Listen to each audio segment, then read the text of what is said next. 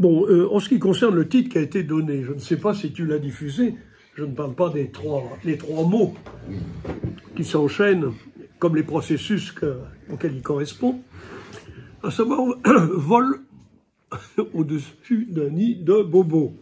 Je dois bien dire que si j'étais à l'université, je me ferais honnir, étant donné que mes collègues spécialisés dans les études urbaines et plus particulièrement dans les analyses des processus dits de gentrification, refusent non seulement le terme de bobo, mais le condamnent comme un mot dangereux, comme quelque chose qui est un terme médiatique qui peut être instrumentalisé par la droite pour dresser le peuple, les classes populaires, contre les diplômés, contre les gens qui ont un peu plus d'aisance financière, les gens qui occupent les quartiers dits gentrifiés. Et 5 d'entre eux que je connais, d'ailleurs j'en connais 4 sur 5, des anciens collègues, ont pondu un bouquin qui est sorti il y a 2 ans, ce qui s'appelle, l'intitulé, c'est « Les bobos n'existent pas ». Les bobos n'existent pas, et ils n'existent pas parce que scientifiquement, le mot n'a aucune valeur. Donc il n'existe pas. Il faut savoir une chose, c'est que pour un chercheur, un mot qui n'a pas de valeur scientifique ne correspond pas à la réalité. Il n'est de réalité que celle qui peut être analysée scientifiquement. Toute forme de réalité qui n'est pas scientifiquement prouvée n'existe pas. À ce compte, on pourrait dire, moi je connais Dieu, on peut quand même penser que Dieu, on n'en a pas vu la preuve concrètement, mais il y a des gens qui y croient, même un sacré nombre. Eh bien là, c'est pareil. Là, si on disait Dieu scientifiquement n'existe pas, Dieu n'existe pas, ok. Mais la gentrification pour eux n'existe pas. C'est un vocable qui n'a d'existence que médiatique et qui n'a d'existence que parce qu'il y a des classes populaires naïves et non éduquées, ignorantes, qui le reprennent à leur compte. C'est leur thèse. C'est leur thèse. Le gros problème, la question qu'on peut se poser, je suis parti de là, moi, c'est que ça doit bien correspondre à quelque chose. Si beaucoup de monde parle de bobo, même de boboisation, même certaines parlent de boboïtude, de bobosphère, de bobologie, et ça doit bien correspondre à quelque chose, même si le terme n'a pas de valeur scientifique, même s'il est trompeur. Et tout le problème, justement, c'est de savoir à quoi ça correspond. Ça correspond, normalement, je ne dis pas que c'est d'une valeur scientifique. Pour moi, ça n'en a aucune. Mais en revanche, la réalité à laquelle le mot bobo renvoie existe bien. C'est celle d'une certaine catégorie de gens qui s'installent dans certains espaces, pas n'importe lesquels, des espaces qui sont situés dans les aires centrales des grandes villes, jadis qui étaient occupées par des classes populaires et qui peu à peu s'installent tellement bien, c'est pas forcément de leur faute, que les prix augmentent, que la spéculation augmente et que tôt ou tard, ces gens-là sont obligés de partir. Quand on fait une analyse comparative de certains quartiers de la banlieue dite rouge, prenez les exemples que je connais bien, notamment du côté d'Ivry, du côté de Montreuil, du côté d'Aubervilliers, à 20 années de différence, on s'aperçoit que la population qui se trouve là, majoritairement, n'est plus la même que celle d'avant. C'est une banlieue si, électoralement, elle est en train de tourner, elle a tourné au rose, et non plus au rouge, en votant PS, voire maintenant au vert, couleur verte. Donc, il faut bien se demander si, en admettant, et je suis d'accord pour dire que ça n'a aucune valeur, et je vais y expliquer pourquoi ça n'a aucune valeur, le mot bobo, néanmoins, le phénomène urbain de colonisation d'anciens quartiers populaires, notamment dans les grandes villes, situés au centre ou à proximité du centre, par des couches dont je vais définir l'identité, à laquelle nous appartenons tous ici d'ailleurs, quand je vais parler de cette couche-là, ces couches-là, c'est un phénomène réel. Sinon, il n'y aurait pas des dizaines, des centaines d'articles, de colloques, de rencontres, de bouquins sur la gentrification. Il y en a même qui font carrière avec ça. Ils ont réussi à monter dans la hiérarchie universitaire grâce à être spécialistes de cette gentrification. Alors, simplement pour parler de ce phénomène, il faut, comment dirais-je, remonter. Il y a un espace, il y a des espaces c'est les espaces dits gentrifiés, les anciens quartiers populaires. Mais pour comprendre pourquoi ça se passe comme ça, il faut élargir la vision à un espace qui contient les espaces gentrifiés.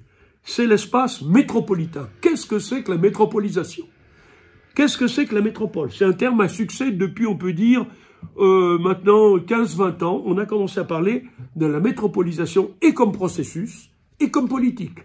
Il y en a un que, prenons, dans le cas de Paris, le Grand Paris, ça a commencé, le cirque, avec Sarko, il ne faut pas l'oublier, et poussé par le PS. Celui qui a le plus lancé, contribué à lancer parmi les responsables de l'aménagement et de l'urbanisme à la mairie de Paris du temps de Delanoë, Paris Métropole, c'est un communiste, entre guillemets, il n'est pas mort, il s'appelle Pierre Mansart, spécialiste des relations entre Paris et les communes de l'ex-banlieue rouge. Donc, métropolisation, c'est un terme qui a de plus en plus de succès à l'échelle mondiale même. Maintenant, les principales villes mondiales dans tous les pays sont qualifiées, sont promues en tant que métropole. Alors, il faut se demander qu'est-ce que c'est que la métropolisation, et comme processus, et comme politique. Mais là, il faut remonter encore plus large. Là, on est déjà un espace quand même, enfin, c'est métropole, hein. Mettons, Mexico, 22 millions d'habitants, vous voyez le topo, hein, on peut en citer d'autres. Hein. Je ne vais pas citer les villes chinoises, mais même dans des villes, Los Angeles, c'est tout de même 18 millions. Bon, l'Île-de-France à côté, c'est un peu léger, c'est 12 millions. Bien. Mais il faut remonter pour savoir à quoi c'est dû. Il faut, alors là, envisager la planète dans son ensemble. La planète dans son ensemble est soumise à un processus d'urbanisation qu'on qualifie à tort, à mon avis, il n'y a pas que moi qui pense comme ça, je signale tout de suite que d'un côté, mes positions sont personnelles, on a le droit de les critiquer et de les contester, mais que par ailleurs, je m'appuie tout de même sur d'autres auteurs. Je ne suis pas tout seul dans mon coin en train de... Certes, toute ma vie professionnelle a été fondée sur l'aménagement et l'urbanisme. J'ai commencé sur le schéma directeur de la région parisienne, hein, du temps de Gaulle. Vous voyez le topo que ça peut donner, hein, la technocratie pure jus. Après, j'ai fait la même chose à La Havane pendant 5 ans, plan directeur de La Havane. Après, j'ai été, je signale, donc j'étais prof, et j'ai terminé au CNRS comme chercheur. Mais tout ça, j'étais dans l'urbanisme et l'aménagement, et les politiques urbaines, et les problèmes urbains, y compris la violence urbaine, ce qu'on appelle la violence urbaine, les racailleux, comme dirait l'autre. Hein. Bon, pendant des années, pendant toute ma vie professionnelle, et même après. Or, étant donné que par ailleurs je suis assez engagé à gauche, c'est le moins qu'on puisse dire, il faut renvoyer au capitalisme. Aujourd'hui, nous nous trouvons dans l'histoire du capitalisme dans une troisième phase. C'est le capitalisme transnational. Je dis bien transnational, et pas le capitalisme mondial. On parle toujours, y compris les chercheurs, beaucoup de chercheurs, parle de la mondialisation. La mondialisation du capitalisme, elle a commencé au XVe siècle avec les grandes découvertes. Elle a commencé avec les grandes découvertes, notamment Amérique latine, puis après ça s'est étendu, il y a eu le colonialisme, la colonisation, c'était l'Afrique, c'était l'Inde, etc. Et ça va jusqu'à aujourd'hui. Après, on a colonisé les États-Unis, génocide des Indiens, je parle de l'Amérique latine, mais l'Amérique du Nord, enfin les États-Unis. Aujourd'hui, on peut dire que le capitalisme est certes devenu mondial géographiquement, mais il a commencé à se mondialiser au XVe siècle, enfin, deuxième moitié du XVe siècle. Alors, qu'est-ce que ça veut dire? C'est que la première phase du capitalisme, les noyaux de développement du capitalisme, ça a été d'abord des villes portuaires, des villes où ce qui dominait comme capitale, c'était pas l'industrie du tout, c'était le commerce et la banque. Les grands banquiers, ça a commencé, je ne vais pas vous faire toute une histoire du capitalisme, mais avec la Ligue hanséatique au nord de l'Allemagne, hein, Lübeck, Hambourg, etc., bon, des pays qui n'étaient pas encore qualifiés de scandinaves. Il y a eu ensuite Gênes, grand port banque, et pareil, armateur et tout le bazar, et il y a eu aussi Venise. Ça, c'était des villes où il n'y avait pas d'État central. Le pouvoir économique, c'était d'abord des villes commerciales et portuaires qui ont développé le capitalisme qui ont initié le développement capitaliste dans le monde, enfin dans le monde tel qu'il était à l'époque. Mais la caractéristique, c'était que ces villes-là, c'était pas l'État qui était dans le coup, c'était des cités, comme on dit, État. C'était Gens, etc., qui étaient dirigés. D'un côté, il y avait des princes, évidemment, mais il y avait de l'autre côté ceux qui avaient le pouvoir économique, le pouvoir financier, c'était des banquiers. Il y avait même des villes qui n'étaient pas des ports. La plus connue était Francfort. Il y avait un banquier très célèbre qui s'appelait Fugger, qui dure encore aujourd'hui. Fugger, qui était le grand banquier. Le développement du capitalisme a d'abord été un capitalisme urbain, commercial, bancaire, sans État. Il y a un de mes collègues ou ex-collègues, un sociologue qui s'appelle Alain Beer, je suis fâché avec lui, mais je le cite toujours, parce que c'est un des gens les plus pertinents sur l'histoire du capitalisme. À chaque fois qu'il sort un bouquin, c'est des bouquins énormes, Le Monde Diplo en sort une double page ou une page. Il appelle cette période, cette première période du développement capitaliste, la période anténationale, avant qu'il y ait un État-nation. C'est le capitalisme qui repose sur les villes. Deuxième étape, qui va commencer vers fin du 18e, mettons 1800 pour jusqu'à les fin des années 60, c'est la période du capitalisme international, pas anténational. C'est-à-dire que le capitalisme va se développer avec comme cadre structurant l'État-nation. L'État-nation, centralisé. Et le capitalisme ne peut pas se développer, il s'appuie sur des États-nations qui rivalisent entre eux. C'est les capitalistes eux-mêmes rivalisent entre eux. Alors ça a donné des tas de choses. Ça a donné deux guerres mondiales, entre autres. Ça a donné des révolutions dans des pays où, justement, où la classe ouvrière, comment dirais-je, bougeait beaucoup, ou des révolutions, des contre-révolutions.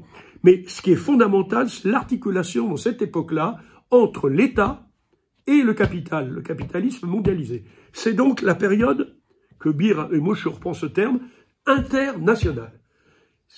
Mais, à partir de la fin des années 60, grâce au capitalisme soutenu par l'État, le capitalisme s'est concentré. Il y a eu l'apparition des monopoles, comme on dit si bien. Il s'est concentré, il est devenu très très fort aussi grâce au mouvement ouvrier. Il faut quand même le dire. La pression du mouvement ouvrier a fait que l'État a joué un rôle encore plus grand pour être l'État qu'on appellera chez nous l'État-providence ou l'État social. Et tiens, welfare state aux États-Unis ou Estado de Bienestar en Espagne. C'est-à-dire que l'État joue un grand rôle et le capitalisme, ça va être la période que les économistes régulationnistes appellent fordiste, c'est-à-dire un capitalisme qui est fondé sur l'augmentation de la production, mais l'augmentation simultanée de la consommation. Comme disait Ford, tout le monde le sait, mes premiers clients, c'est les gens qui travaillent chez moi.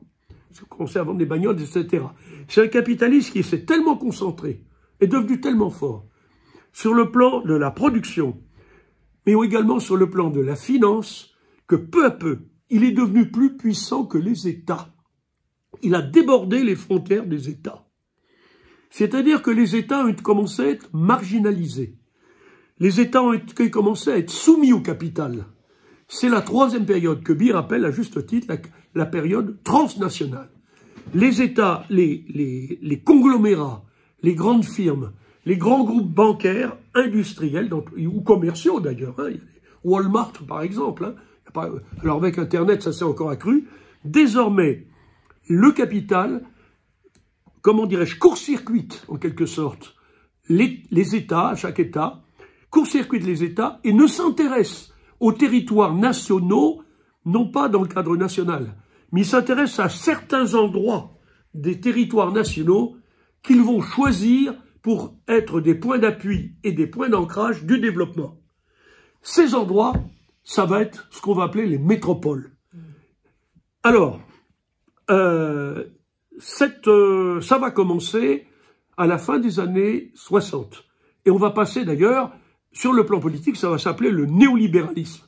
C'est-à-dire que n'ont plus envie d'être bridés par les États, d'être freinés par les États, d'être régulés sur le plan des normes, sur le plan du marché du travail, sur le plan des services sociaux par les États. Désormais, le rôle de l'État va être d'un côté, mais ils vont être soumis de plus en plus au capital transnational, de lever justement tout ce qui constituait des obstacles à l'expansion capitaliste. On va donc faire sauter peu à peu tous les services publics ou les diminuer, tout ce qui était planifié. Il ne faut pas oublier que la période antérieure, chez nous, on a eu la période, je parlais de l'État social, de la planification indicative, hein, sous l'époque qui va connaître son apogée du temps du gaullisme, avec des technocrates, avec des hauts fonctionnaires, aménagement du territoire. Pour les plus vieux ici, Olivier Guichard, patron de l'aménagement. Moi, j'étais sous les ordres de Paul Delouvrier, aménagement de la région parisienne, etc. Là, c'était l'État qui orientait le développement capitaliste, au service du capital, bien entendu. Mais là, à partir du moment où le capitalisme devient suffisamment fort, les frontières ne comptent plus, et eux, ce qui les intéresse, c'est de savoir, je le répète, sur quelle ville ou quelle aire urbaine on peut s'appuyer pour pouvoir continuer à se développer. Alors, ça va être l'ère donc transnationale, qui va de pair donc avec la métropolisation. Ça veut dire quoi très concrètement? Ils vont s'appuyer sur des aires urbaines qui doivent réunir 3 caractéristiques. L'une, c'est d'avoir, comment dirais-je, toutes les infrastructures, les équipements, les bâtiments et le personnel pour être, si on peut dire, des centres de commandement, des centres de décision, des centres de direction du capitalisme mondialisé. Je vous donne un exemple, la défense. Il faut avoir ce qu'ils appellent des business centers. Ça, c'est la première raison. Pas la première raison, la première composante de ce qu'est une métropole. La métropole doit être un centre de commandement avec tous les équipements et toutes les infrastructures qui permettent au capitalisme de se développer. Le deuxième, c'est le, comment dirais-je, c'est la deuxième composante, avoir les meilleurs établissements d'enseignement supérieur et de recherche. Une métropole doit comporter comme composante, c'est la deuxième, des établissements d'enseignement supérieur et de recherche. Parce que l'innovation, l'invention, les nouveaux produits, la mise sur le marché de n'importe quoi, y compris la mode, etc., ça se fait grâce au système d'enseignement, à une population très qualifiée, et donc c'est le deuxième composante. C'est pour ça qu'on a en ce moment, pour prendre un exemple, je suis toujours Paris, ce pôle abominable qu'on est en train de construire à Saclay, sur les meilleures terres agricoles de Paris. On bétonne à tout. Allez à Saclay, vous allez voir, c'est épouvantable. Où il y a naturellement tous les promoteurs, parce que faut pas oublier que dans tout ça, la production de l'espace urbain est elle-même un créneau extraordinaire d'accumulation du capital. Par lui et les plus grandes firmes du CAC 40, parmi les plus grandes, vous avez toujours les mêmes. Pour les Français, vous savez que c'est Bouygues, si c'est pas Bouygues, c'est FH, si c'est pas FH, c'est Vinci, si pas Vinci, vous la compagnie de Falsbourg, ce sont des multinationales en plus, ne sont pas seulement françaises. La troisième composante je l'avais mis là avec une terminologie un peu particulière, c'est, je ne sais pas si je le retrouve ici, parce que là j'ai un papier assez long là-dessus sur la polarité. Voilà les 3 composantes. J'ai dit les hautes technologies, voilà. C'est aussi les activités donc de haute technologie, les activités elles-mêmes, pas seulement les centres de recherche, activités de pointe, de haute technologie, celles qui sont les plus fondamentales pour la dynamique du capitalisme. C'est là qu'elles doivent être aussi. Bien entendu, la production en série, etc., se fait ailleurs. Ailleurs en France ou ailleurs, surtout à l'étranger. Mais les centres, comment dirais-je, de production d'activités qui sont à l'avant-garde en matière de création de nouveaux produits, notamment avec l'Internet, c'est un des créneaux les plus porteurs, tout ce qui est le numérique, comme on dit si bien, ça doit se trouver aussi, en ce qui concerne la décision et tout ça, et même les ingénieurs qui travaillent et tout, doivent se trouver dans la métropole. S'il fallait résumer ce qu'est une métropole, on pourrait dire on pourrait même dire qu'il y a 5 éléments. C'est pas la folie des grandeurs, c'est la folie des hauteurs, pour définir ce qu'est une métropole. Premièrement, je viens de dire, activité de haute technologie. 2, actif ou personnel, travailleur. Eux, ils n'utilisent pas le mot travailleur. Un travailleur, ça fait un peu la guillée, hein, ils n'aiment pas ça. Il faut dire actif, faut dire actif, personnel. De haute qualification, donc. 3e élément, habitants à haut revenu. C'est-à-dire, c'est fondamentalement ce qui concerne l'habitat, puisqu'ils travaillent là, ils sont là, il faut, dans les métropoles, les plus riches doivent habiter dans la métropole, soit au centre, soit dans les banlieues dites, comme on dit chez nous, résidentielles. Là, j'en suis à, comment dirais-je, à la troisième. À la troisième, hein. Quatrième, équipement haut de gamme. Équipement haut de gamme, ça veut dire quoi? Bibliothèque, salle de concert. Ça veut dire, qu'est-ce que je pourrais dire aussi? Voyons, ce qu'on a comme théâtre, opéra, salle pour les festivals. Ah oui, les stades, grands stades aussi. Les expositions. Ah voilà, je cherchais. Exposition. Ça, c'est équipement haut de gamme. Ça fait 4. On est en hauteur toujours. Et cerise sur le gâteau, cerise non pas rouge mais verte, HQE, haute qualité environnementale, pour vendre la métropole. Alors, si j'utilisais le vocabulaire officiel, ça serait épouvantable. C'est vraiment une novlangue, hein. J'ai là d'ailleurs, mais je ne veux pas vous perdre mon temps, j'ai là, je l'ai amené comme ça, à titre indicatif, je pourrais vous indiquer. Haute HQE, ou BBC, ça ne veut pas dire la BBC, bâtiment à basse consommation. HQE, elle n'a que ça à la bouche, la mère Hidalgo. Et les autres aussi, tout est HQE. Alors donc, tout est en hauteur, et je voudrais quand même, pour vous dire, il y a un petit vocabulaire, là, que je ne sais pas si je l'ai là, qui est, voilà, mon lexique, vous voyez, j'ai fait un article qui s'appelait, il y a quelques années, Petit lexique techno-métropolitain. Alors, ce qu'il a de bien, c'est un vocabulaire très pauvre. Mais il n'y a pas besoin de réfléchir beaucoup. Ce qui prime, c'est l'action, c'est pas la réflexion. Et ce qui prime dans ce vocabulaire, c'est qu'il soit vendeur, attractif. Maintenant, on dit élément de langage destiné à la promotion. Alors, j'ai fait un petit article pour expliquer ce type de langage. Et là, après, j'ai mis, vous avez, c'est vraiment minimal. C'est comme la novlangue de Rouen. Je vous donne un exemple. Les substantifs, vous allez les retrouver, ils sont tous là. Il n'y a pas besoin de faire normal sup ou quoi que ce soit. C'est les communicants, comme on dit si bien, qui manient ce vocabulaire. Et naturellement, quand vous entendiez Hidalgo, quand vous entendez surtout cette espèce d'ordure pourrie vendue qui s'appelle Jean-Louis Missica, qui est l'homme de confiance d'Hidalgo, qui est dans 26 multinationales, donc toutes du CAC 40, qui a été l'homme, qui est toujours l'homme en cheville avec tout.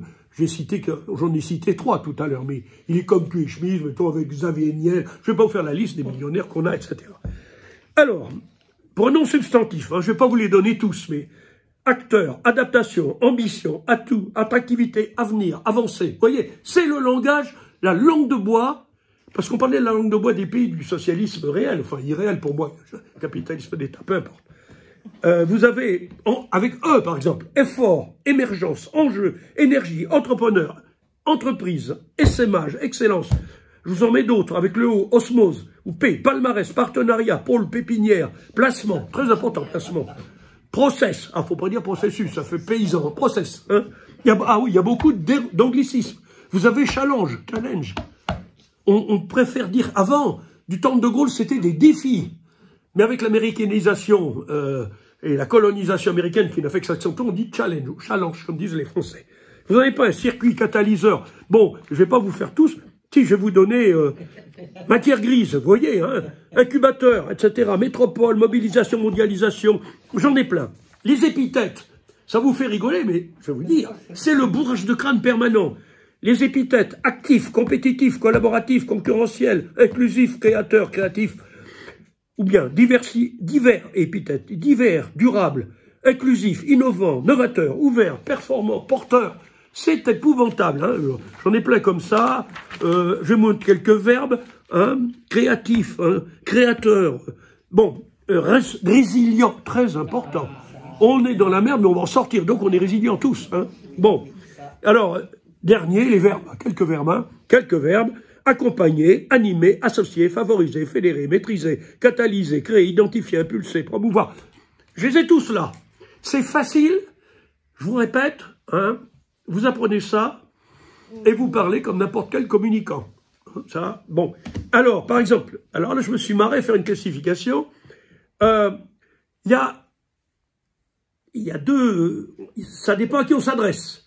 Si on s'adresse à des, comment dirais-je, à des financiers, à des promoteurs, à des spéculateurs, à des gens qui veulent du fric. Il faut un langage, comment dirais-je, moi j'appelle ça la langue de poids. Des gens qui ont du poids et des gens qui ont du pèse. Hein, qui pèsent. Hein, c'est moi qui dis ça, c'est pas eux. Hein, c'est la langue managériale.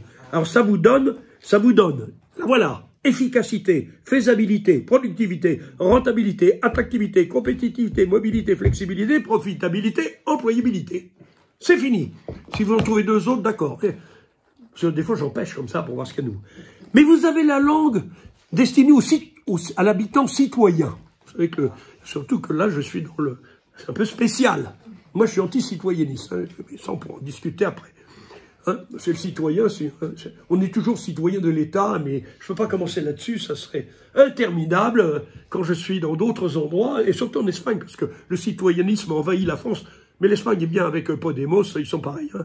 On est tous citoyens, le citoyen pour moi c'est l'agent bénévole et zélé des finalités de l'État. Évidemment, ce n'est pas la définition que donne la camarade de Simonet, hein, un citoyen actif, bon, bien. Mais alors, alors c'est ce que j'appelle la langue de poids, POIX, visqueuse, vous voyez, gluante, de bons sentiments. C'est le citoyennisme bien pensant. En voici quelques extraits. Urbanité, citoyenneté, civilité, cohésion sociale, bienveillance, vivre ensemble, solidarité, coopération, co-construction, participation, mixité, communauté, convivialité, proximité. Hein, voilà, ça c'est le langage citoyenniste. Alors, durant les campagnes électorales, si on s'adresse à ceux qui ont du pèse, donc, c'est le premier langage. Si on s'adresse à l'électeur lambda, plein de bonnes intentions, on prend l'autre. Hein. Voilà, bon, je ne vais pas vous faire tout ça, parce que ça serait interminable. Alors, il y a les gros mots qu'il ne faut pas prononcer. J'ai oublié quand même. Les gros mots qu'on ne peut pas, quand on est citoyenniste, prononcer. Ouvrier. Paysan. Non, vous n'êtes pas loin là. Allez, voilà. Vous allez voir. Vous êtes bien là, parce qu'il y a prolétariat, effectivement. Aliénation, ségrégation, bourgeois, dépossession, domination, exploitation, expulsion, pauvreté, précarité. Alors, pas prononcer petite bourgeoisie intellectuelle, j'y reviendrai tout à l'heure. Parce que c'est eux, c'est les bobos, hein, mais faut pas le dire. Faut pas le dire. Moi, je dis petite bourgeoisie intellectuelle, non. Eux ont d'autres mots pour se définir. Les chercheurs, les enseignants, les gens de gauche. Il faut surtout pas dire petite bourgeoisie intellectuelle. Ils ont d'autres mots dont je parlerai tout à l'heure.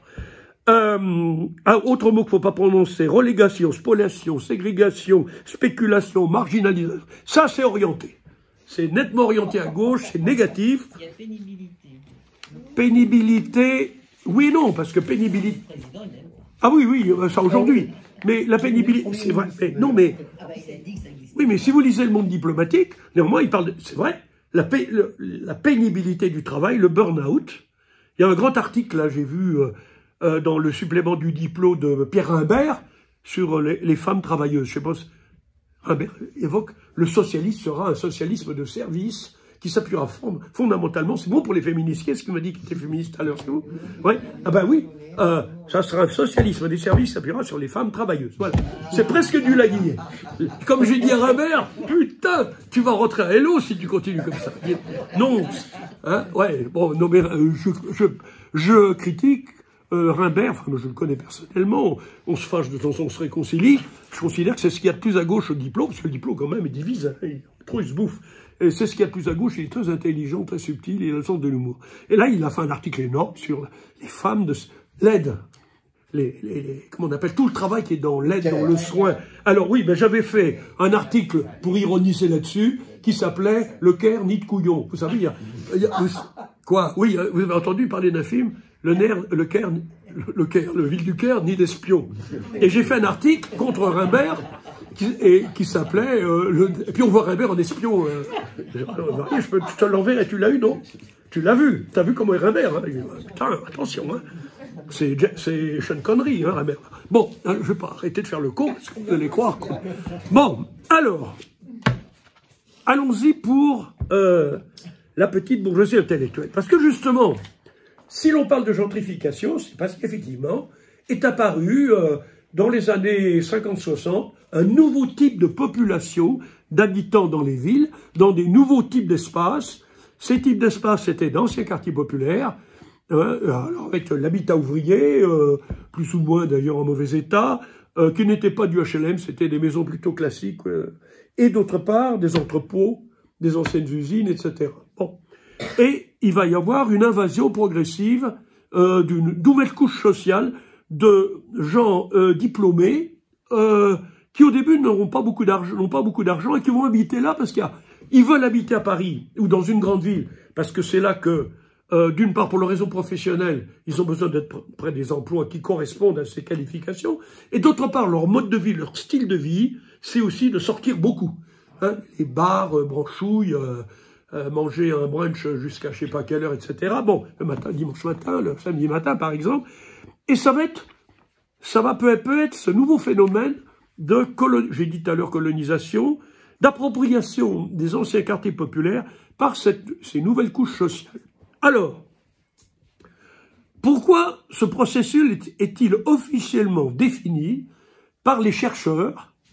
Ça commence à se diffuser aussi dans la grande presse, avec des guillemets, parce que c'est un anglicisme, comme toujours, ils sont incapables de forger et ils ne peuvent pas dire embourgeoisement, parce qu'embourgeoisement, ça veut dire l'arrivée de bourgeois. Ce ne sont pas des bourgeois. Les bourgeois, ils sont dans d'autres quartiers. Hein. Et ceux qu'ils envahissent aujourd'hui, ce n'est pas cela non plus. C'est les immeubles superbes qu'on est en train de construire en ce moment, qu'on va construire du côté d'Ivry, avec les deux tours de l'autre Zozo, là. Comment s'appelle-t-il? Jean Nouvel, les tours du haut, gigantesques. Si vous allez là-bas, vous allez voir, c'est à la limite, hein, au bout de Seine-Rive-Gauche. Alors là, ça va être du bureau, du logement de luxe, mais à Diane Hidalgo, il y aura un jardin en haut qui permettra à ces tours de dialoguer avec les Parisiens. Il faut voir Hidalgo. Hidalgo, elle est con comme la lune, il faut bien le dire. Elle est con comme la lune, mais elle a une bande de communicants. Et alors, l'architecte Jean Nouvel, qui est vendu, moi j'ai connu Jean Nouvel, il était Maui 168, hein. Il est multimilliardaire maintenant, il construit à Abu Dhabi, ailleurs. Bon, enfin bon, on ne va pas prendre tous les architectes. Les architectes ont toujours été au service du prince, du temps de la Renaissance, comme aujourd'hui, ils sont au service des banquiers ou carrément des pouvoirs d'État. Bon. Il me semble que la mosquée à Sainte-Deux, c'est aussi lui, non? Non, Bouygues, je crois que c'est Bouygues, c'est Bouygues pour le... La conception. Et pour le... Je crois pas que... Non, c'est pas Jean Nouvel. Ah non, c'est pas non, et c'est pas Christian Sponzan-Park non plus. C'est toujours les mêmes, plus ou moins. Hein, j'ai plus en tête les... Je regarde. Hein. Non, c'est pas Nouvel. Nouvel a été... Nouvel, c'est le musée des arts premiers. Vous voyez, Chirac, t'es content. Nouvel, c'est l'Institut du monde arabe. Je ne mets pas en doute, il a construit des merdes. Un énorme phallus, qui est-ce qui a été à Barcelone? Vous avez vu la compagnie des eaux, là, ils l'ont revendu. On dirait un phallus. On dirait une grosse bite, c'est énorme, c'est hideux. Faut le voir, c'est hideux, on voit que ça. Hein, il en a fait une autre, je sais plus où, d'ailleurs. Il est quand même un peu obsédé, lui, je crois. Mais il construit des trucs à Marseille, du Mentonneau. Bon, je ne vais pas commencer sur l'architecture, j'en finirai plus. Alors, cette classe sociale, comment l'appeler? Alors, là, j'ai les appellations officielles. Je voudrais les retrouver parce que j'en ai en tête, mais les voilà. Voilà. Je crois. Voyons si elles sont là. Voilà.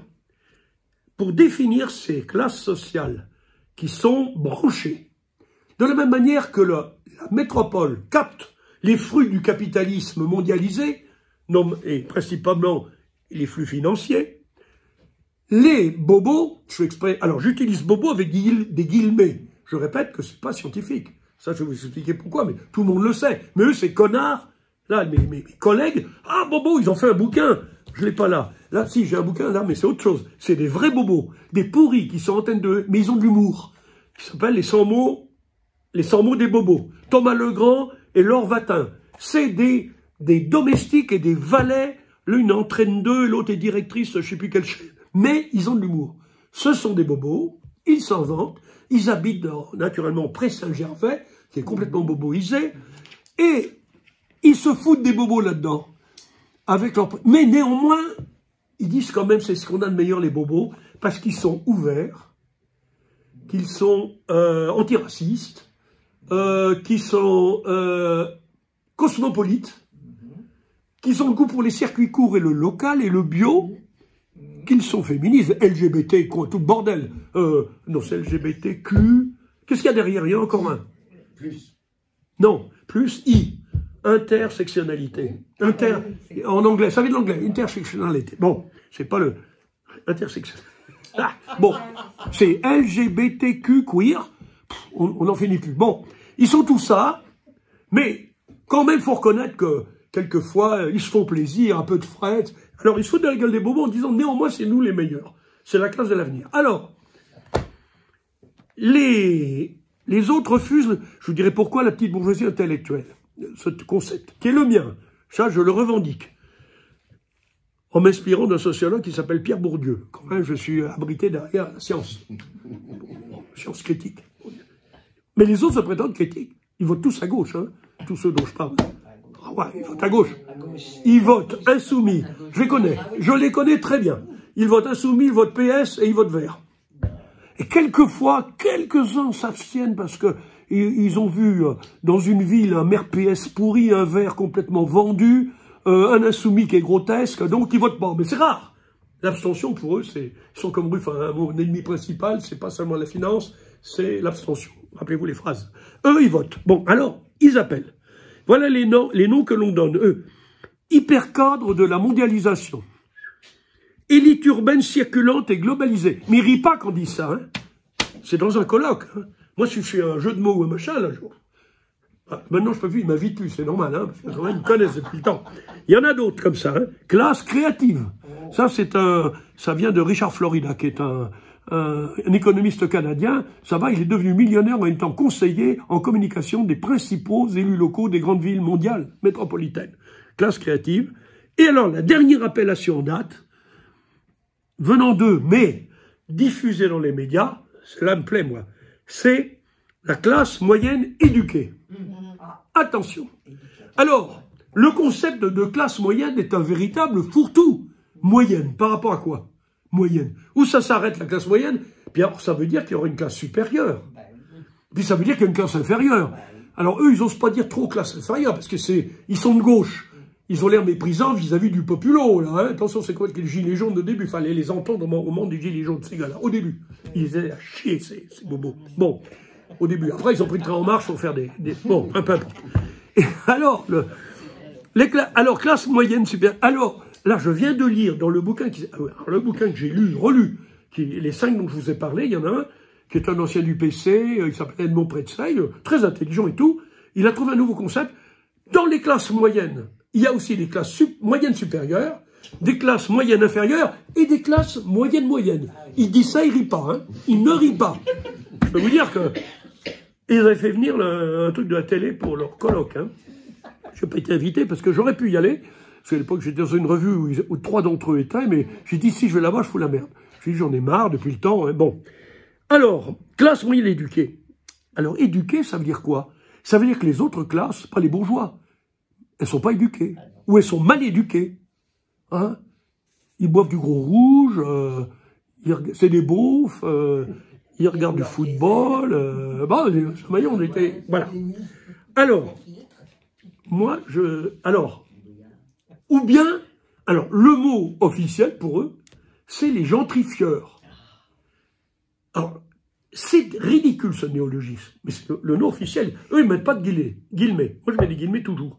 Parce que Gentry, celle qui a inventé le concept de gentrification, est une historienne anglaise qui est morte maintenant, qui a inventé ça dans un bouquin de 1963. Elle s'appelait Ruth Glass, peu importe son nom. Néanmoins, c'est elle qui a inventé ça. Elle étudiait peu à peu la colonisation de certains quartiers de l'East End, comme Whitechapel et compagnie, là où il y avait Jacques Léventreur, jadis bien prolo, anglais, par la première vague de boboisation, avec des gens pas trop de fric, mais c'était des diplômés, des artistes, des profs, etc. Elle a inventé ça, elle a dit gentry. Mais gentry en anglais, pour ceux qui ont fait de l'anglais, même élémentairement, ça veut dire petite noblesse terrienne, la gentry. Et quand on ironise en Angleterre sur le mot gentry, c'est comme nous quand on dit comment dirais-je, les bourges, la haute, un truc comme ça, hein, la classe dominante sur un terre ironique. C'est pas l'aristocratie là, c'est la petite noblesse. Ça n'a rien à voir, sociologiquement, avec les gens qui sont pointés dans les années 60, dans les quartiers. Mais, il faut dire gentry. Et il faut dire le processus gentrification, qui est absolument... D'abord, c'est, pour moi, je ne veux pas faire le chauvin, mais c'est hideux en tant que gentrification, c'est très laid, moi. Hein, c'est très laid, mais il ne faut pas rigoler. Alors, si je dis boboisation, je me fais jeter, mais je fais exprès, bien entendu. Alors, pourquoi petite bourgeoisie intellectuelle? Je le propose pour cette raison, m'inspirant donc du camarade Feu Bourdieu. Bourdieu a parlé de ces nouvelles classes sociales qui sont apparues, se sont développées dans les années 50 et surtout 60, dans tous les pays d'Europe occidentale, qui étaient liées d'une part à la modernisation du capitalisme, avec les nouvelles techniques, c'est ingénieurs, cadres, techniciens, avec les enseignants et chercheurs qui arrivaient avec tout ça. D'autre part, le développement des services publics, les gens qui travaillent dans les services publics, c'est-à-dire les infirmières, les gens qui travaillent, le travail social, etc., tous les services publics qu'on peut connaître, bon, qui sont aujourd'hui dans le collimateur. Eh bien, c'est les gens, les actifs qui travaillent là-dedans ont formé une nouvelle classe. La plupart d'entre eux, je le répète tout de suite, ne se sont pas installés dans les anciens quartiers ouvriers. Au début, ils sont installés dans les HLM, qui à l'époque étaient ouverts à plusieurs classes sociales, il ne faut pas l'oublier. Les premiers HLM, moi j'ai connu les opérations pilotes à Grenoble, vous aviez des ingénieurs, des cadres, des techniciens, des profs de fac dans le quartier de l'Arlequin, la pro connaître à Grenoble, et vous aviez aussi des prolos, hein, et des employés, ouvriers employés étant donc prolétaires. Mais Bourdieu a appelé cette nouvelle classe la nouvelle petite bourgeoisie, Bourdieu. Parce que la petite bourgeoisie, au sens traditionnel du terme, qui existait déjà du temps du 19e siècle. Quand vous étudiez, si vous étudiez Marx, ce qui est mon cas, vu que je suis non pas marxiste mais marxien, marxiste c'est ceux qui se réclament de Marx pour installer le capitalisme d'État, les staliniens, les machins, etc., qui nous ont... Bon, peu importe. Ceux qui étudient Marx, et Engels, et puis j'allais dire le marxisme anti-autoritaire des années 20, je ne vais pas faire un truc.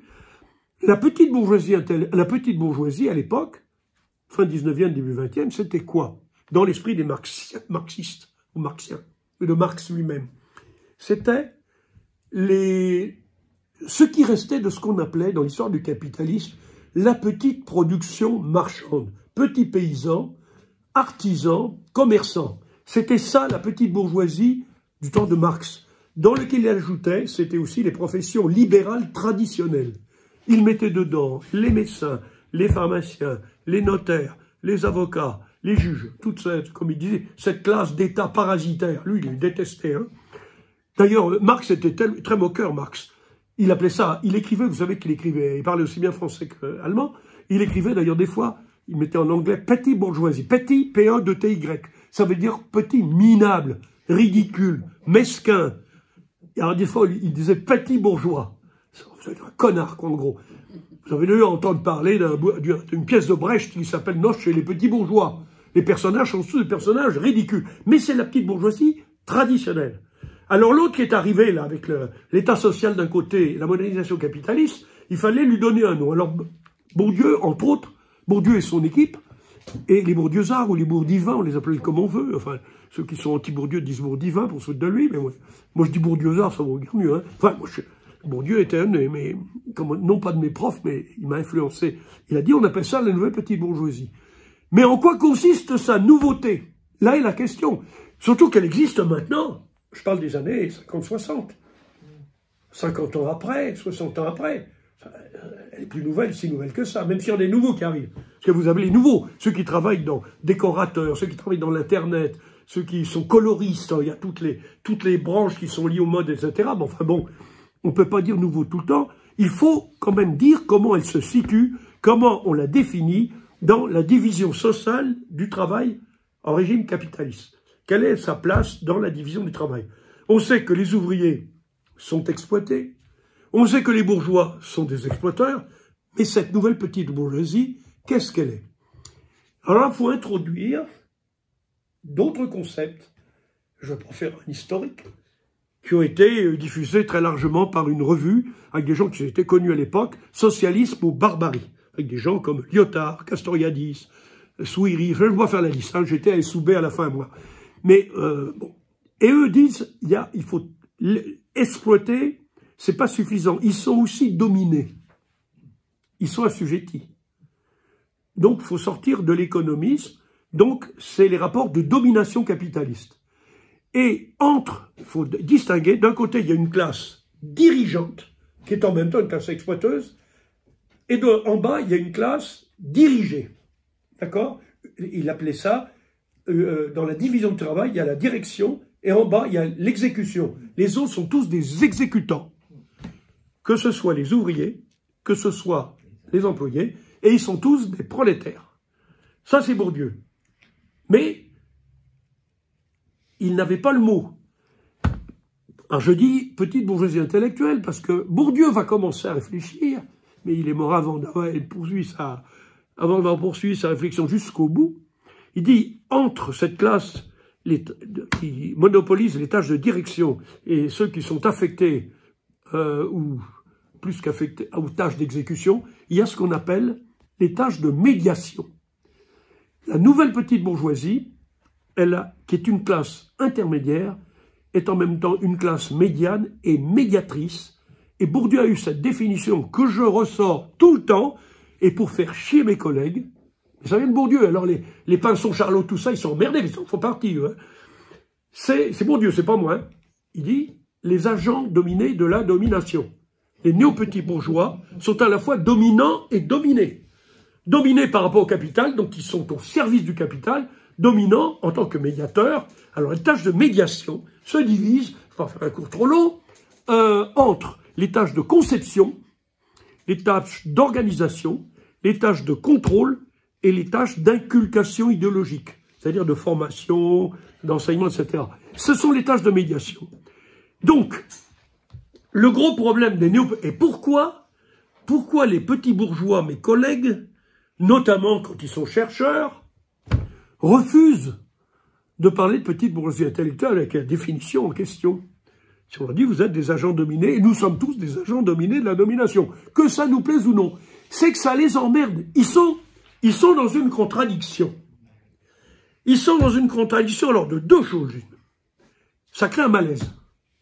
Ou bien ils vont chez le psychanalyste, ou la psychanalyste, surtout sur le divan, ou bien ils mettent leur connaissance, leur aptitude à ratiociner, à enculer les mouches de manière théorique, si vous préférez, avec le langage qui va avec, à essayer d'expliquer que c'est pas vrai.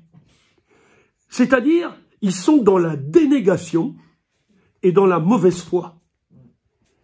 C'est-à-dire qu'ils ne peuvent faire ce qu'ils font que structurellement ils sont appelés à faire, c'était de reproduire, comme dirait Beers, j'ai cité Beers tout à l'heure, lui il le dit, il dit ces gens-là sont les agents de la reproduction des rapports de production et des rapports donc de domination. Quand ils enseignent, ils doivent savoir qu'ils contribuent à nouveau à répartir. Il y a eu un très bon bouquin qui a eu beaucoup de succès de deux sociologues, moi je parle comme un ancien, hein, comme vous voyez mon âge, vous le devinez, il y avait deux gars qui s'appelaient Roger Stablet, Christian Baudelot, qui ont écrit l'école capitaliste en France. L'école sert à reproduire le système capitaliste. Même s'il y a des enseignants qui se ramènent, il y a une minorité, machin, mais il n'y a pas d'histoire. Alors, même quand on fait un cours, comme certains de mes collègues, actuellement, Marx au XXIe siècle, ils font carrière avec ça, les gars. On les voit jamais dans les luttes. Hein. Ils font ce qu'on appelle, comme dirait mon ami Rimbert, ce sont des révolutionnaires de papier. Bien, mais il ne le dit pas comme ça. Ça, c'est quand il a bien bu chez moi, il ne va pas le dire, parce qu'au monde diplôme, c'en est plein. Hein. On a alors donc le spécialiste, le va en guerre en dentelle, en dentelle rhétorique, vous voyez. Armons-nous et partez. Bon, hein, le moment Potemkin. Hein. Bon, alors je ne vais pas continuer là-dessus, parce que je serai intarissant. Alors, je résume. Le problème de ces néo-petits bourgeois, et nous en sommes tous, c'est que structurellement, ils sont amenés à faire ou à dire des choses que leur place dans les rapports de classe les oblige à faire. Mais ils ne peuvent pas le reconnaître. C'est-à-dire qu'ils ne peuvent faire ce qu'ils font, soit en acte, soit en parole, qu'à la condition d'ignorer ce qu'ils sont. Ils ne peuvent faire ce qu'ils font d'ignorer. Alors, ou l'ignorent volontairement, ou il ignore involontairement. Comme je dis, c'est soit sciemment ou soit inconsciemment. Il y en a plein. Ils disent « Ah putain, la gentrification, ouais, ségrégation. » Bon, très bien. D'ailleurs, je résume en une autre phrase, plus claire encore. Ils ne peuvent assurer le rôle qu'ils ont et leur fonction, impartie par la division du travail, qu'à la condition de ne pas assumer, c'est-à-dire le reconnaître. Alors donc, exit le concept de petite bourgeoisie intellectuelle dans un colloque. En France, du moins, parce que je peux le dire, j'ai pu le dire dans les milieux en art. Mais là, aujourd'hui, ils ont complètement décomposé, ça va mal. Hein. Ils font la révolution dans les ZAD, les jardins autogérés, les squats, ça y est, on encercle le capital. Bon, je ne vais pas commencer là-dessus. Il y a un excellent bouquin qui est sorti, d'ailleurs, je vous le conseille, il est très bon. Il a été réédité récemment, le mec a eu le prix le livre de l'écologie politique. C'est un politologue, sociologue, Guillaume Faburel. Il a sorti un truc qui s'appelle « Les métropoles barbares ». La première partie remarquable. C'est un des meilleurs bouquins, il a tout lu, le gars, et puis il s'exprime bien, il est clair, sur ce qu'est la métropolisation. Deuxième partie, c'est les solutions. Alors là, ça y est, on encercle, on crée des ZAD, c'est comme dans les Chiapas. Quand j'ai eu le malheur de dire dans une réunion, enfin les Chiapas, ils étaient armés, ils se sont battus, là, tous trouillards les mecs, hein. Puis ils sont toujours dit, faut bien le dire, là je ne vais pas recommencer, depuis Spartacus, en termes de violence armée, la classe dirigeante, on pourrait dire que du temps des Romains, elle était 10 fois plus puissante que les esclaves de Spartacus. Aujourd'hui, elle est 1000 fois plus.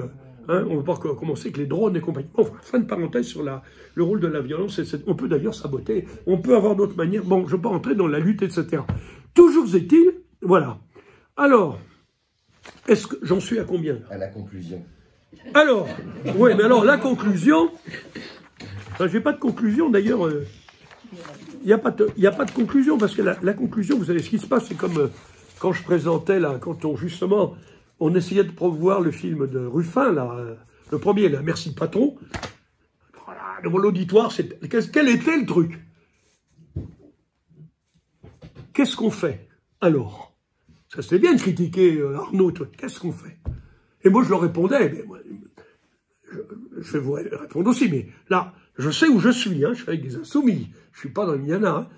Je répondais toujours, dans votre bouche, quand vous dites qu'est-ce qu'on fait, c'est pour qui on vote. Oh, silence dans la salle. Parce que hors du vote, point de salut. Point de salut. Alors bon, certes, ce livre propose des trucs, il n'y a pas de problème. Je veux dire que c'est très intelligent, il faut s'auto-organiser, socialisme municipal, vous connaissez, hein, des assemblées citoyennes, talonner machin, le RIC partout, etc. Et quand elle a présenté son bouquin, moi, je la connaissais pas, elle. Hein, je l'ai rencontrée dans un café juste avant, quoi. Mais je la connaissais pas, sauf que je l'avais vue une fois, et pour ça que elle m'a paru sympathique, parce qu'il y a 2 ans, il y avait une commémoration au Place du Châtelet sur les massacres du 17 octobre, quand on a balancé 200, c'était pas bon, 300 Algériens noyés dans la... Et elle était là, elle a fait un discours anticolonialiste, remarquable. Je lui ai dit l'autre fois quand je l'ai vue, elle allait présenter son bouquin dans une librairie du 18e, non 19e, le genre urbain. Et quand je l'ai vue, je prenais un café avant, et je lui ai dit, tiens, je vous ai vu, là, c'est bien. Puis elle a dit, ouais, et je lui ai dit, j'ai votre bouquin que vous allez présenter. Alors, je lui ai dit, là je regarde, je lui ai dit, putain, qu'est-ce que vous mettez à la mère Delgado, là, elle est habillée pour plusieurs hivers. Je fais des commentaires, puis avec mon langage habituel.